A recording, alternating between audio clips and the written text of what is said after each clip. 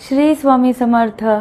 आज मी तुम्हाला अशा काही गोष्टी सांगणार आहे की ज्या छोट्या छोट्या गोष्टी आहेत, पण त्या गोष्टी जर आपण आपल्या आयुष्यामध्ये अवलंबल्या तर त्याचा आपल्याला रिझल्ट भेटतील।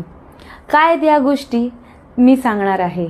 एक म्हणजे आपण सकाळी उठल्यावरती आपण आपलं घर स्वच्छ झाडून घेतलं पाहिजे आणि शिवाय आपण आपले जे इष्टदेव आहे किंवा आपण ज्या देवतांना मानतो त्यांचं भजन किंवा कीर्तन व्हिडिओ किंवा ऑडिओ आपण त्यांचे ऐकले पाहिजे।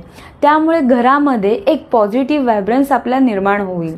दुसरं म्हणजे शक्यतो असल्यास शुक्रवारी मीठ आणावं, त्यामुळे घरामध्ये सुख समृद्धी ऐश्वर्य नांदेल।